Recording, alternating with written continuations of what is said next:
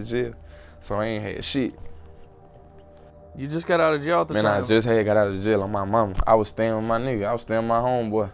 We was in the apartments. I wrote him. I had a car though. When I started hustling and shit, I had got on real fast though.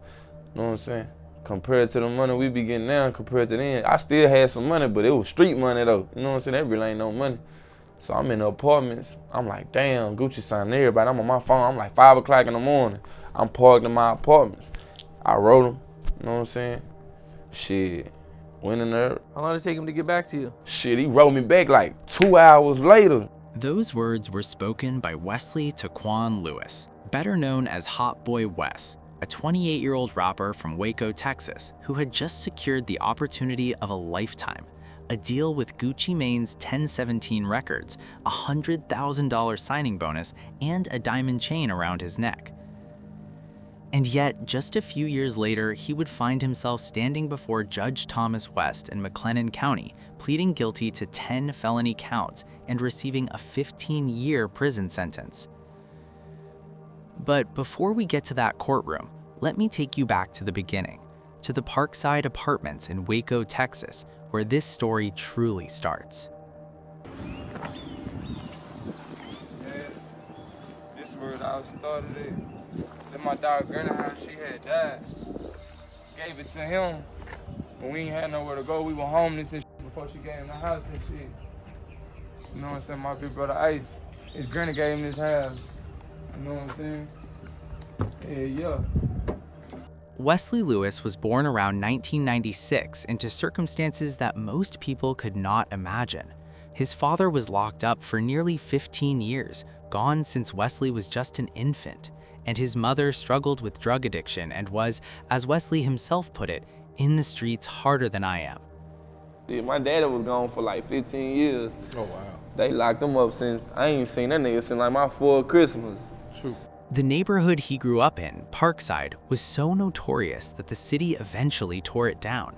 But before those buildings came down, they shaped everything Wesley would become. When his mother was using, his aunt would step in, and when his aunt got raided and sent to prison, he was thrust back to his mother. It was a revolving door of instability, and Wesley was caught in the middle of it with 2 younger sisters depending on him. By the time he was 11 years old, Wesley was already in trouble with the law. His first arrest came after he tried to burn down his family's barn in a fit of rage after his mother took money from him. One day, she had took some money from me one day. Nigga, I was 11, I was hustling, and I tried to burn her motherfucking house down. He was breaking into houses, stealing cars, doing whatever it took to survive on the streets of Waco. What followed was a pattern that would define the next decade of his life. He went in and out of juvenile detention, boot camps, placements, and Methodist homes. By 14, Wesley was sent to the Texas Youth Commission, where he would remain until he was 17, 3 years locked away as a teenager. But here's the thing about Wesley Lewis that separated him from so many others who came from similar circumstances. While other kids were wasting time, he was reading. He taught himself to read in those cells, devouring everything from Sister Souljah to Stephen King, and expanded his vocabulary by reading the words around unfamiliar terms until he understood them. I read Nicholas Sparks, Stephen King, Sister Souljah, Donald Goins, all that. And he rapped. In his cell, in the day room, anywhere he could. The guards would sometimes write him up for inciting riots because when he freestyled, the whole unit would go crazy. His talent was undeniable, even behind bars. When Wesley finally got out at 17, freedom did not last long. At 18, he caught another case, a gun and drug charge that sent him to the adult penitentiary for several more years. He wasn't released until he was around 22, and by this point, he had spent more of his life incarcerated than free. But something changed when he got out that time. He connected with Dallas rapper Trap Boy Freddy, who saw something in Wesley that others had overlooked. Trap Boy Freddy became more than just a collaborator. He became a mentor, a big brother figure who would get on Wesley's case when he strayed. He took Wesley to California, put him in rooms with artists like Young Thug and Gunna. Wesley would experience the lifestyle he had only dreamed about, foreign cars, catered food trucks at studio sessions, wealth beyond anything Parkside had ever shown him. They used to, we was in the studio, like, got a whole food truck that order food all day long for free. And then he would go right back to the block. The contrast was devastating to his mental state. One day he was rubbing shoulders with superstars, the next he was back in the trenches of Waco, sleeping in his car with his gun. In July 2019, Wesley independently released his debut mixtape, Never Had Shit. The title said everything about where he came from. Tracks like I Can't started gaining traction, accumulating millions of streams. His raw, unfiltered storytelling about poverty, survival, and street life resonated with listeners who had lived similar experiences. Then came the moment that would change everything. One night at 5 in the morning, Wesley was sitting in his car outside his apartment scrolling through Instagram. He saw that Gucci Mane had just signed Big Walk Dog. On impulse, he sent Gucci a direct message.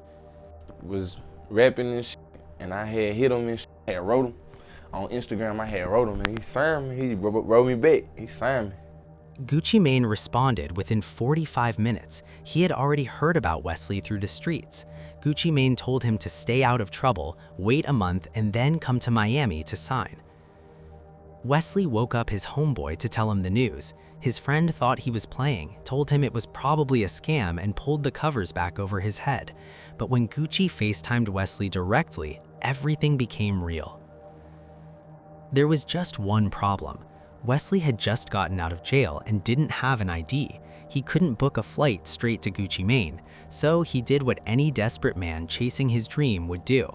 He drove from Texas to Miami, nearly 20 hours behind the wheel to sign a record deal that would give him $100,000 and a shot at escaping the life that had been slowly killing him. He gave me my chain. When he gave me that chain, it was up. Then he backdoored and gave me a roll. When Wesley Lewis arrived in Miami, Gucci Mane was waiting with more than just a contract. They shot a video that same day, and Wesley was officially part of the 1017 roster, joining artists like Pooh Shiesty, Big Scar, Fujiano, and 4am. His single My Little Dance featuring Gucci Mane would go on to debut at number 13 on YouTube Music and rack up over 1 million views in its first week. But remember what I told you at the beginning. Wesley had just gotten out of jail when all of this happened, and his legal troubles were far from over. In fact, they were about to get much worse. Let me break down what that $100,000 signing bonus actually looked like in reality. Hey, yo, nigga, I signed for 100K. I had signed for 100K, nigga. I went dead broke. K ain't no money. I'm a street nigga. Got 5 first-degree felonies, lawyer fees, a car. A nigga ain't never had none. You got, let's say, roughly 30,000 to play with. 5 first-degree felonies on his record meant astronomical lawyer fees, a car to get around, taking care of family, and then whatever was left, which was not much, got burned through quickly. OG Percy, a veteran in the Texas rap scene, reacted to Wesley's situation with disappointment and frustration. But Wesley wasn't just blowing money. He was still caught up in the same streets that raised him, and those streets have a way of pulling you back no matter how far you think you've climbed. In July 2020, before the ink on his deal had barely dried, Wesley was arrested for assault, family violence, and child endangerment. According to court records, he allegedly attempted to run a Jeep off Interstate 35 near Waco, and inside that Jeep was the mother of his children and their 2 young kids. Witnesses reported that Wesley, driving a silver sedan, was forcing the vehicle towards a cement barrier. When police questioned him, Wesley claimed he only wanted to see his children, but the incident would become one of the enhanced charges he would later face. Then, in December 2021, Wesley allegedly arranged to sell a Rolex to a buyer for $9,000. According to the complaint, he took the money and fled without delivering the watch. During his escape, he allegedly struck the victim with his car door, escalating a simple theft into a robbery charge. On January 25, 2024, the U.S. Marshals Lone Star Fugitive Task Force caught up with Wesley in Waco. During a traffic stop, they discovered a stolen firearm in the vehicle. Now he was facing a robbery warrant, unlawful possession of a firearm by a felon, and theft of a firearm. 3 other suspected gang members in the car were also arrested. He posted a $30,000 bond and was released, but Wesley was far from learning his lesson. In July 2022, he was pulled over for speeding in Bryan, Texas. When officers detected the smell of marijuana and searched him at the detention center, they found a bag of marijuana in his pocket. He had to post another $3,000 bond. Meanwhile, his music career continued because in April 2023, he released his debut album under 1017 Records, Left for Dead Volume 1. 23 tracks featuring Gucci Mane, Big Scar, Finesse 2 Times, and Big X The Plug. The album racked up over 1 million views in its first week and showcased everything that made Wesley special as an artist. Yeah, that music shit fire though, I ain't gonna lie. I wish I would've took this shit serious way before I started just thugging, doing all that time and shit though. I'd probably be way farther than that. But his past was catching up faster than his future could outrun it. On January 25, 2024, Wesley Taquan Lewis appeared virtually from McLennan County before Judge Thomas West. He pled guilty to 10 counts across 6 indictments, 2 enhanced counts of assault family violence, aggravated assault with a deadly weapon, robbery, unauthorized use of a vehicle, endangering children, criminal mischief over $2,500, and theft from a person.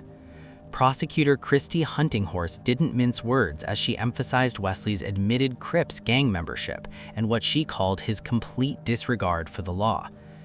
The sentence came down to 15 years in prison, 24 months on state jail felonies, and all sentences concurrent.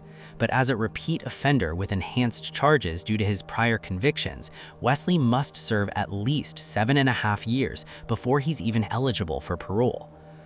That means the earliest Wesley Lewis could potentially walk free is somewhere around 2031.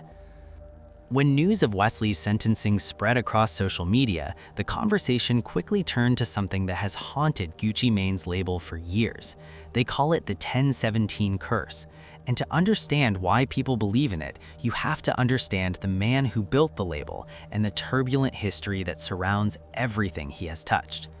Roderick Delantic Davis, better known as Gucci Mane, founded 1017 Brick Squad Records back in 2007, but long before he was signing artists and handing out diamond chains, he was living the exact same life that would later destroy so many of his signees.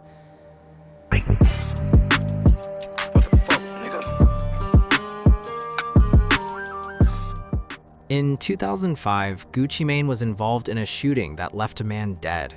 According to reports, a group of men allegedly connected to rapper Young Jeezy attempted to rob Gucci at a home in Decatur, Georgia.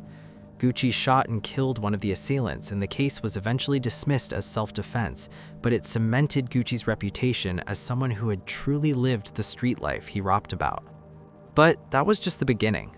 Over the next decade, Gucci Mane would cycle in and out of prison repeatedly, from drug charges to assault charges, probation violations, and weapons charges. At one point, he was facing decades behind bars, with his behavior becoming so erratic that fans genuinely questioned his mental state. He beefed with nearly every rapper in Atlanta. He got a tattoo of an ice cream cone on his face and seemed intent on self-destruction. Then something changed. In 2016, Gucci was released from federal prison after serving 3 years, and he came out transformed. He lost weight, got healthy, married his longtime girlfriend Keisha Kayor, and recommitted himself to building his empire. Gucci rebranded 1017 Brick Squad as the new 1017 and started signing a new generation of artists. The problem was, he kept signing artists who reminded him of himself, from street guys to real gangsters, men who had lived the same violent, chaotic lives that Gucci had barely survived. Look at the original 1017 era. Waka Flocka Flame was one of Gucci's first major signees. His debut album Flockavelli defined an entire era of aggressive trap music, but the relationship fell apart amid beef and lawsuits. OJ the Juice Man was shot in 2009 and faced multiple drug charges throughout his career. Young Scooter was incarcerated repeatedly on drug violations. Pee Wee Longway dealt with weapon and drug charges. Raylo was arrested for federal drug trafficking in 2018 and has been locked up ever since. Even Young Thug, who was briefly signed to 1017 before finding superstardom elsewhere, is now facing RICO charges that could put him away for decades. But nothing prepared the hip-hop world for what happened with the new 1017 roster. Pooh Shiesty was the crown jewel of the new label. His mixtape Shiesty Season debuted at number 3 on the Billboard 200 in 2021. He was everywhere, the face of a new era of Southern trap, and then in June 2021, he was arrested for a shooting at a Miami hotel. He gained additional charges following another shooting at a strip club. In April 2022, he pleaded guilty to a federal firearms charge and was sentenced to over 5 years in federal prison. He remains incarcerated and is one of only 2 artists Gucci kept on the roster. Big Scar was a Memphis rapper with a harrowing survival story. He had been shot and nearly died before signing with 1017, with doctors removing a bullet from near his spine. His mixtape, Big Grim Reaper, hit number 25 on the Billboard 200. On December 22, 2022, Big Scar died from an accidental overdose at just 22 years old. Gucci released a posthumous album in his honor. Enchanting was a female artist who brought an R&B flavor to the 1017 sound. She appeared on the So Icy Christmas compilation and seemed to be building momentum. She eventually left the label, and in June 2024, Enchanting died from a drug overdose at 26 years old. Her death reignited the curse conversation with a vengeance. Hoodrich Pablo Juan, an early affiliate of the new 1017, was indicted on RICO charges and sentenced to 15 years, with 5 to serve. Mac Critter was arrested for murder in 2023 and subsequently released from the label. And now Hot Boy Wes, 15 years for assault, robbery, and child endangerment. When you lay it all out like that, the pattern becomes impossible to ignore. It has followed nearly every artist who has walked through those 1017 doors. Social media exploded after Enchanting's death. Posts flooded Twitter with variations of "the 1017 curse strikes again" and warnings to never sign with Gucci Mane. Some people genuinely seemed to believe something supernatural was at work. Gucci Mane's wife, Keisha Kaiwer, finally addressed the criticism publicly. She defended her husband by saying that Gucci signs these artists to help them and that she wished things had turned out differently. Former 1017 artist Young Mal offered perhaps the most honest assessment of the situation. He pointed out that Gucci simply signs some real gangsters, implying that the risks these artists face have nothing to do with the label and everything to do with who they already were before they ever met Gucci. And that is the uncomfortable truth at the heart of the so-called curse. There is no supernatural force destroying these artists. There is no hex on the 1017 chain. What there is instead is a pattern of signing men from the most dangerous, traumatized, desperate circumstances imaginable, giving them money and opportunity, and then watching as the same environments and habits that nearly killed them before continuing to pull them under. Gucci Mane himself barely survived his own story. He had the resources, the support system, and perhaps most importantly, the time in federal prison to truly transform himself.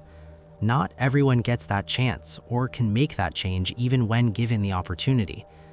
In October 2024, Gucci made a decision that many interpreted as him finally acknowledging the weight of what had happened. He released nearly every artist from the 1017 roster. Big Waka Dog, BIC Fizzle, Lil Rai, and others were all let go. The only artists he kept were Pooh Shiesty and Fujiano, both of whom were already behind bars and could not be released from their contracts anyway. Some saw it as Gucci cutting his losses, others saw it as a business decision and a changing industry, but many wondered if even Gucci Mane had finally grown tired of watching young men destroy themselves despite being handed every opportunity to escape. Which brings us back to Wesley Lewis, sitting in a Texas prison cell with at least 7 more years ahead of him before he can even ask for parole. The tragedy of Hot Boy Wes is not that he failed, it is that he knew exactly what was happening and still could not stop it. His interviews are filled with wisdom about the streets being overrated, about the importance of reading and educating yourself, about how love conquers fear. He preached these messages while simultaneously living in direct contradiction to them. His music remains on streaming platforms as a testament to what could have been. Tracks like Rolling Loud have over 4 million plays on Spotify. Renegade featuring Finesse 2 Times has nearly 6 million. His catalog has accumulated over 70 million global streams and 40 million video views. For a kid from the demolished projects of Waco who taught himself to read in a prison cell, those numbers represent a remarkable achievement. But numbers can't visit your children. Streams can't make up for the years lost, and no amount of plays will change the fact that Wesley Lewis traded his freedom for choices he couldn't walk away from. His story serves as a warning to every young artist coming up from similar circumstances. The deal is not the destination, the check is not the escape, and the streets you came from will always be waiting to pull you back if you let them. Do you think the 1907 curse really exists? Let me know what you think in the comments section. Click on one of the cards on your screen to see more videos like this.